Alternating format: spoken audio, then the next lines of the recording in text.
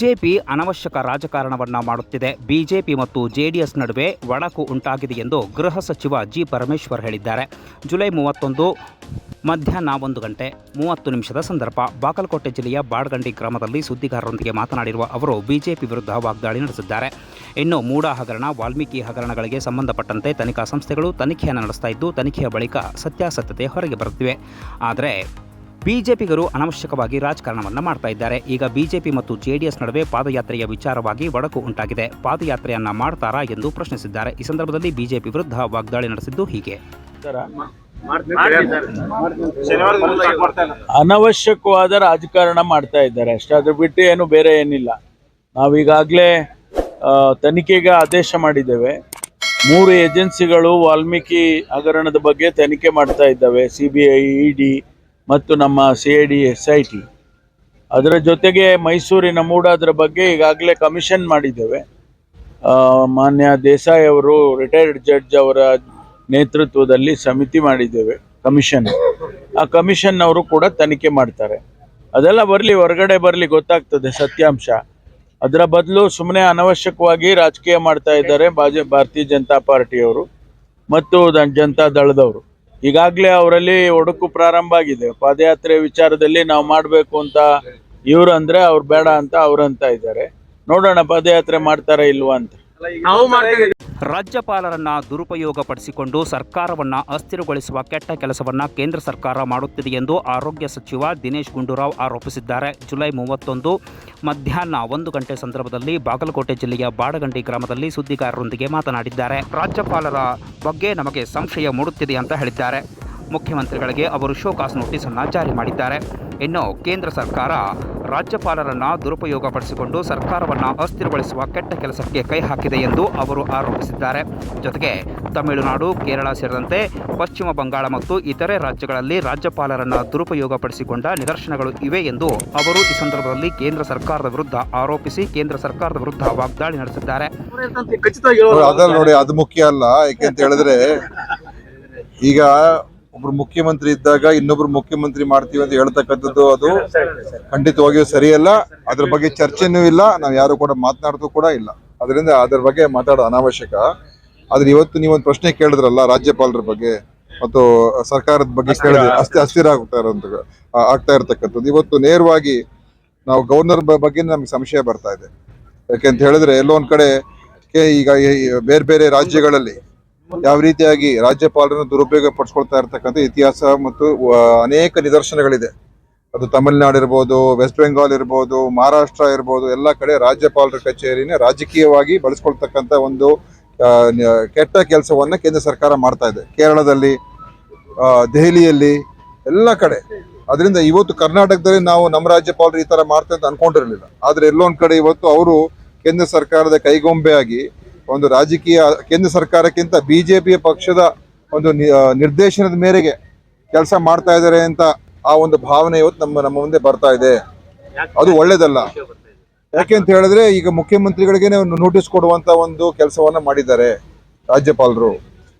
ಯಾವ ವಿಚಾರದಲ್ಲಿ ಏನು ಆಧಾರಗಳೇ ಇಲ್ಲ ಅಂತ ಒಂದು ವಿಷಯದ ಬಗ್ಗೆ ಯಾವುದೇ ಕಾನೂನಿನ ಸಲಹೆಯನ್ನ ಪಡ್ಕೊಳ್ದೇನೆ ನೇರವಾಗಿ ಒಬ್ಬ ಮುಖ್ಯಮಂತ್ರಿಗೆ ನೋಟಿಸ್ ಕೊಡ್ತೀವಿ ಅಂತ ಹೇಳಿದ್ರೆ ಮತ್ತೆ ಈ ರಾಜ್ಯಪಾಲರ ಬಗ್ಗೆ ನಾವ್ ಏನಂತ ಹೇಳ್ಬೇಕು? ಖಂಡಿತವಾಗಿ ಒಪ್ಪುವಂತ ಮಾತಲ್ಲ. ಬಾಗಲಕೋಟೆ ಜಿಲ್ಲೆಯ ಬೀಳಗಿ ತಾಲೂಕಿನ ಬಾಡಗಂಡಿ ಗ್ರಾಮದಲ್ಲಿ SR ಪಾಟೀಲ್ ವೈದ್ಯಕೀಯ ಮಹಾವಿದ್ಯಾಲಯವನ್ನು ಉದ್ಘಾಟಿಸಿದ ಗೃಹ ಸಚಿವ ಡಾಕ್ಟರ್ ಜಿ ಪರಮೇಶ್ವರ್, ಆರೋಗ್ಯ ಸಚಿವ ದಿನೇಶ್ ಗುಂಡೂರಾವ್, ವೈದ್ಯಕೀಯ ಶಿಕ್ಷಣ ಸಚಿವ ಶರಣ್ ಪ್ರಕಾಶ್ ಪಾಟೀಲ್. ಜುಲೈ 31 ಮಧ್ಯಾಹ್ನ 3 ಸಂದರ್ಭ ಬಾಗಲಕೋಟೆ ಜಿಲ್ಲೆಯ ಬೀಳಗಿ ತಾಲೂಕಿನ ಬಾಡಗಂಡಿ ಗ್ರಾಮದಲ್ಲಿ ಮಾಜಿ ಸಚಿವರು ಆಗಿರುವ ಮಾಜಿ ವಿಧಾನ ಪರಿಷತ್ತಿನ ವಿರೋಧ ಪಕ್ಷದ ನಾಯಕ SR ಪಾಟೀಲ್ ಅವರ ಒಡೆತನದ ನೂತನ ವೈದ್ಯಕೀಯ ಮಹಾವಿದ್ಯಾಲಯದ ಉದ್ಘಾಟನಾ ಕಾರ್ಯಕ್ರಮದಲ್ಲಿ ಗೃಹ ಸಚಿವ ಡಾಕ್ಟರ್ ಜಿ ಪರಮೇಶ್ವರ್, ವೈದ್ಯಕೀಯ ಶಿಕ್ಷಣ ಸಚಿವ ಶರಣ್ ಪ್ರಕಾಶ್ ಪಾಟೀಲ್, ಆರೋಗ್ಯ ಸಚಿವ ದಿನೇಶ್ ಗುಂಡೂರಾವ್ ಹಾಗೂ ದಿಂಗಾಲೇಶ್ವರ ಸ್ವಾಮೀಜಿಯವರು ಭಾಗಿಯಾಗಿ ರಿಬ್ಬನ್ ಕಟ್ ಮಾಡುವುದರ ಮೂಲಕ ಮಹಾವಿದ್ಯಾಲಯವನ್ನು ಉದ್ಘಾಟನೆಗೊಳಿಸಿ ಲೋಕಾರ್ಪಣೆಗೊಳಿಸಿದರು. ಇನ್ನು MLC PH ಪೂಜಾರ್, ಲೋಕಸಭಾ ಸದಸ್ಯ ಸಂಸದ PC ಗದ್ದಿಗೌಡರ್ ಸೇರಿದಂತೆ ಸ್ಥಳೀಯ ಜನಪ್ರತಿನಿಧಿಗಳು ಪ್ರಮುಖರು ಉಪಸ್ಥಿತರಿದ್ದರು. ಇನ್ನು ರೆಡ್ಡಿ ಗುರುಪೀಠದ ಎರೆಹೊಸಳ್ಳಿಯ ವೇಮನಾನಂದ ಸ್ವಾಮೀಜಿಯವರು ಕಾರ್ಯಕ್ರಮದ ದಿವ್ಯ ಸಾನ್ನಿಧ್ಯವನ್ನು ವಹಿಸಿದರು. ಈ ಸಂದರ್ಭದಲ್ಲಿ ಸ್ಥಳೀಯ ಪ್ರಮುಖರು ಉಪಸ್ಥಿತರಿದ್ದು ಕಾರ್ಯಕ್ರಮವನ್ನು ಯಶಸ್ವಿಗೊಳಿಸಿದರು.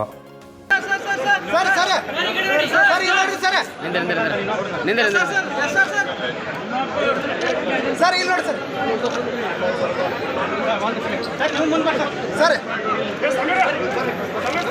ಸರ್ ಈ ಕಡೆ ಸರ್ ಎಲ್ಲರೂ ಈ ಕಡೆ ಸರ್ ಹಾಂ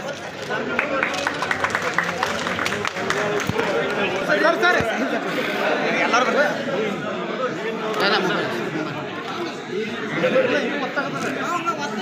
ಅಲ್ಲ ಅಲ್ಲಿ ಲಾಸ್ಟಿಗೆ ಬರೋ ಕಡೆ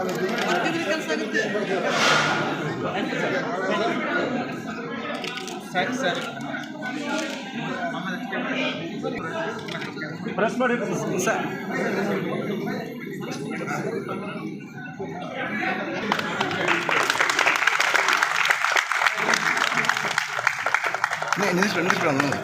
ಒಂದು ನಿಂತ್ಬಿಡಿ ಸರ್ ಎಲ್ಲ ಇವತ್ತು ಅದು ಉದ್ಘಾಟನೆ ವೇದಿಕೆ ಮೇಲಿರ್ತಕ್ಕಂಥ ಪೂಜ್ಯರಿಂದ ಗದ್ದೆ ಸಚಿವರಿಂದ ಮಾನ್ಯ ಸಚಿವರು ಸಾಕ್ಷಿಗೊಳ್ತಾ ಇದೆ ಪರಮ ಪೂಜ್ಯರು ಭಾವಿಸ್ತಾ ಕೃಷ್ಣಾ ನದಿ ಪಾತ್ರಕ್ಕೆ ಯಾರೂ ತೆರಳಬಾರದು, ಅಹಿತಕರ ಘಟನೆಗಳಿಗೆ ಅವಕಾಶ ಕೊಡಬಾರದು ಎಂದು ಸಿಪಿಐ ಮಲ್ಲಪ್ಪ ಮಡ್ಡಿ ಅವರು ಸಾರ್ವಜನಿಕರಿಗೆ ಮನವಿ ಮಾಡಿದ್ದಾರೆ. ಜುಲೈ 31 ಸಂಜೆ 4:30 ಸಂದರ್ಭ ಬಾಗಲಕೋಟೆ ಜಿಲ್ಲೆಯ ಜಮಖಂಡಿ ತಾಲೂಕಿನ ಶ್ರಮಬಿಂದು ಸಾಗರಕ್ಕೆ ಭೇಟಿ ನೀಡಿ ಅವರು ನೀರಿನ ಪ್ರಮಾಣವನ್ನು ವೀಕ್ಷಣೆ ಮಾಡಿದರು. ಇನ್ನು ಜಿಲ್ಲಾಡಳಿತದ ಸೂಚನೆಯಂತೆ ಯಾವುದೇ ಅಹಿತಕರ ಘಟನೆಗಳಿಗೆ ಅವಕಾಶ ಕೊಡದಂತೆ ಮುನ್ನೆಚ್ಚರಿಕೆ ಕ್ರಮಗಳನ್ನು ತೆಗೆದುಕೊಂಡಿದ್ದು, ಶ್ರಮಬಿಂದು ಸಾಗರದ ಮುಖ್ಯ ರಸ್ತೆಯಲ್ಲಿ ಸೇತುವೆ ಸಮೀಪ ಬ್ಯಾರಿಕೇಡ್ಗಳನ್ನು ಅಳವಡಿಸಲಾಗಿದ್ದು, ಶ್ರಮಬಿಂದು ಸಾಗರದ ಸುತ್ತಲೂ ಕಟ್ಟೆಚ್ಚರವನ್ನು ವಹಿಸಲಾಗಿದೆ. ಮೀನುಗಾರರಾಗಲಿ, ಸೆಲ್ಫಿ ತೆಗೆದುಕೊಳ್ಳುವುದಕ್ಕಾಗಲಿ, ಇನ್ನಿತರೆ ಯಾವುದೇ ಚಟುವಟಿಕೆಗಳಿಗೆ ಸ್ಥಳೀಯರು ಆಗಮಿಸಿ ಅನಾಹುತಕ್ಕೆ ಎಡೆಮಾಡಿಕೊಡಬಾರದು ಎನ್ನುವ ಉದ್ದೇಶದಿಂದ ಕಟ್ಟುನಿಟ್ಟಿನ ಕ್ರಮವನ್ನು ತೆಗೆದುಕೊಂಡಿದ್ದು, ಸ್ವತಃ ಸಿಪಿಐ ಮಲ್ಲಪ್ಪ ಮಡ್ಡಿಯವರು ಫೀಲ್ಡ್ಗೆ ಇಳಿದು ಸಾರ್ವಜನಿಕರಲ್ಲಿ ಮನವಿಯನ್ನು ಮಾಡಿಕೊಂಡಿದ್ದಾರೆ. ನದಿ ಪಾತ್ರದ ಸುತ್ತಮುತ್ತ ತಿರುಗಾಡುತ್ತಿರುವವರಿಗೆ ಅವರು ಈ ಸಂದರ್ಭದಲ್ಲಿ ನದಿಯ ದಡಕ್ಕೆ ತೆರಳದಂತೆ ಸೂಚನೆ ನೀಡಿದ್ದಾರೆ. ಈ ಸಂದರ್ಭದಲ್ಲಿ ಪೊಲೀಸ್ ಸಿಬ್ಬಂದಿಗಳಾದ ಭಗವಂತ ಕಾಂಬ್ಳೆ, ಸಿದ್ದು ಜಕಾತಿ ಸೇರಿದಂತೆ ಜಮಖಂಡಿ ಪೊಲೀಸ್ ಠಾಣೆಯ ಪೊಲೀಸ್ ಸಿಬ್ಬಂದಿ ಉಪಸ್ಥಿತರಿದ್ದರು.